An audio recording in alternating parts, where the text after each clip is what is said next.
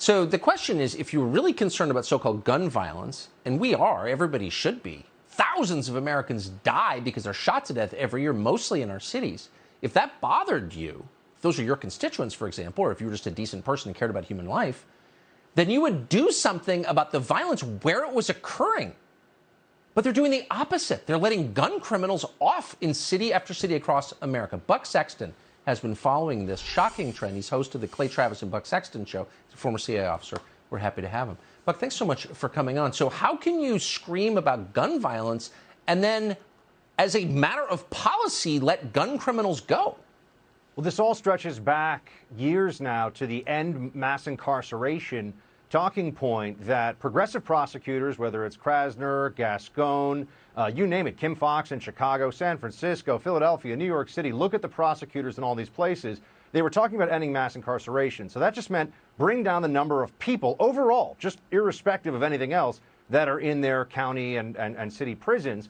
And what we've seen on the gun front specifically is a lot of diversion program, a lot of dropping of the charges. In the case of Philadelphia, you had more than half last year, and this is on the Philadelphia DA website. You can go check it out.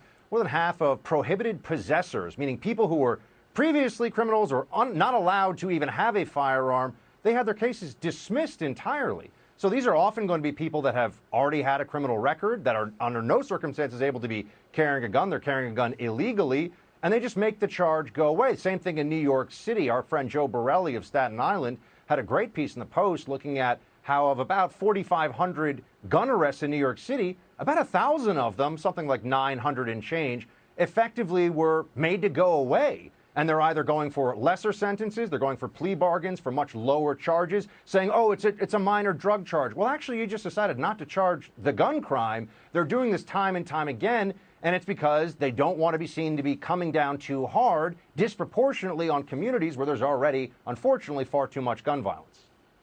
Yeah, but letting violent people with firearms walk doesn't help the population of cities, people who've already bearing the brunt of this stuff. It's amazing when they're talking about magazine restrictions and gun show loopholes. We all know that most of the violence, first of all, is coming from handguns. It's related to criminal activity. A lot of it is gang violence, and it's centered majorly in cities all across the country. Right. So if you wanted to do something about that, you would think you would handle more the criminal element through the judicial process, through the criminal justice process. What we've seen, the district attorney's office in New York is a perfect example of this, and people have kind of woken up to this now, Tucker.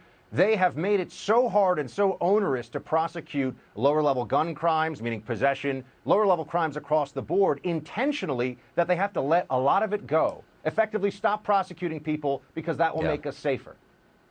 Right. So our voters get guns, yours don't. I mean, we've seen this before. That's what this is. Buck Sexton, I appreciate your coming on. Thank you. Thanks, Tucker.